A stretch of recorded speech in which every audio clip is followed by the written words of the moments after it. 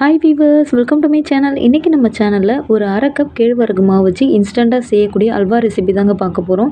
வாயில் போட்டதும் அப்படியே கரைஞ்சிடும், செம்ம டேஸ்ட்டாக இருக்கும். வாங்க எப்படி செய்யுதுன்னு வீடியோக்குள்ளே பார்க்கலாம். ஃபஸ்ட்டு இந்த அல்வா செய்கிறதுக்கு ஒரு பாத்திரத்தில் ஒரு கப் அளவுக்கு வெல்லம் சேர்த்துக்கோங்க. நீங்கள் வெல்லத்துக்கு பதிலாக பனங்கற்கண்டு, பனை வெல்லம், நாட்டு சர்க்கரை எது வேணாலும் ஒரு கப் அளவு சேர்த்துக்கோங்க. எந்த கப்பில் வெல்லம் எடுக்கிறோமோ அதே கப்பில் ஒரு கப் அளவு தண்ணி சேர்த்துட்டு ஸ்டவ்வை நல்லா ஹை ஃப்ளேமில் வச்சுட்டு இது கரைஞ்சி வர வரைக்கும் நல்லா கொதிக்க வச்சுக்கோங்க. ஸ்டவ்வை ஹை ஃப்ளேமில் வச்சிங்கன்னா இது சட்டுன்னு கரைஞ்சி வந்துடும். பாருங்கள், இது போல் நல்லா கொதித்து வந்த உடனேவே இதை வேறு ஒரு பாத்திரத்துக்கு மாற்றி வடிகட்டி எடுத்து வச்சுக்கோங்க. ஏன்னா வெல்லத்தில் தூசிகள்லாம் இருக்கும், அதனால் வடிகட்டி எடுத்து வச்சுக்கோங்க. அடுத்து ஒரு அடிகனமான கடாய் எடுத்துக்கோங்க. கடாயில் 2 டேபிள் ஸ்பூன் அளவுக்கு மட்டும் நெய் சேர்த்துக்கோங்க. நெய் நல்லா உருகி வந்த பிறகு 2 டேபிள் ஸ்பூன் வறுத்த ரவா, வறுக்காத ரவா எது வேணாலும் சேர்த்துக்கோங்க. நான் வறுக்காத ரவா தான் சேர்த்துக்கிறேன். அடுத்து ஒரு அரை கப் அளவுக்கு கேழ்வரகு மாவு எடுத்துக்கோங்க. நான் மெஷரிங் கப்பில் அரை கப் அளவு எடுத்திருக்கேன்.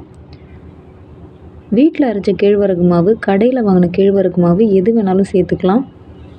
அடுப்பணலை நல்லா கம்மி பண்ணிவிட்டு, அதாவது அடுப்பணலை நல்லா லோ ஃப்ளேமில் வச்சுட்டு இது ஒரு 5 நிமிஷத்துக்கு கலந்துகிட்டே இருங்க. நம்ம சேர்த்துருக்க நெய்யை கேழ்வரகு மாவும் ரவையும் நல்லா உறிஞ்சிட்டு இது நல்லா வறுபட்டு நல்லா வாசனை வர ஆரம்பிக்கும்.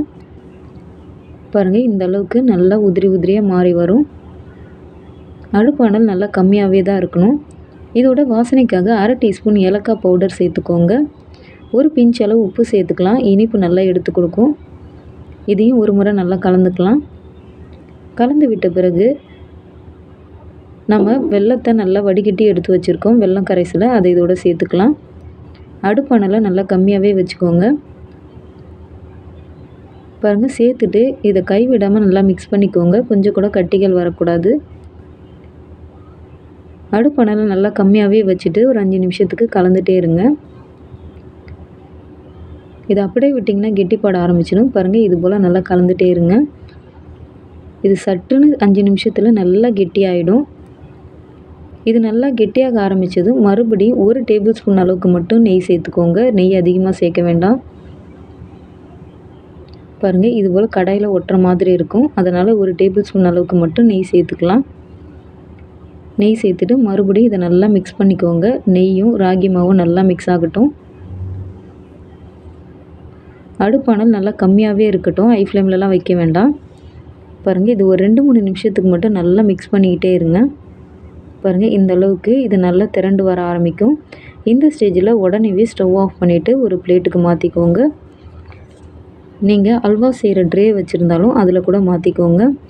நான் இந்த மாதிரி பிளேட்டில் நெய் எண்ணெய்லாம் அப்ளை பண்ணணுன்னு அவசியம் கிடையாது, இதை அப்படியே மாற்றிக்கலாம். பாருங்கள், இது போல் நல்லா ஷேப் பண்ணிக்கோங்க. இது அப்படியே டைரெக்டாக அல்வா மாதிரியும் சாப்பிட்லாம். இதில் நீங்கள் பீஸ் போட்டு ஆறின பிறகு கட் பண்ணி கூட சாப்பிட்லாம். செம்ம டேஸ்ட்டாக இருக்கும். அப்படியே வாயில் போட்டது கரையக்கூடியதாக இருக்கும். இதை நீங்கள் மறுநாள் வச்சு கூட சாப்பிட்லாம், செம்ம டேஸ்ட்டாக இருக்குங்க. பாருங்கள், கட் பண்ணும்போதே எவ்வளோ சாஃப்டாக இருக்குன்னு. ஒரு 10 நிமிஷத்தில் ரொம்ப சுலபமாக செஞ்சிடலாம். வீட்டில் இருக்க எல்லோரும் என்ஜாய் பண்ணி சாப்பிடுவாங்க. நம்ம சர்க்கரைலாம் எதுவும் சேர்க்காமல் செஞ்சுருக்கோம். ரொம்பவே ஹெல்த்தியாக இருக்கும். கண்டிப்பாக கேழ்வரகு மாவில் ஒரு இனிப்பு செய்யணும்னு நினச்சிங்கன்னா கண்டிப்பாக இது போல் செய்து கொடுத்து பாருங்கள். எல்லோரும் விரும்பி சாப்பிடுவாங்க. ரொம்பவே சாஃப்டாக இருக்கும். வீடியோ யூஸ்ஃபுல்லாக இருந்தால் லைக் பண்ணுங்கள், சப்ஸ்கிரைப் பண்ணுங்கள், ஃப்ரெண்ட்ஸ்க்கும் ஷேர் பண்ணுங்கள். Bye friends.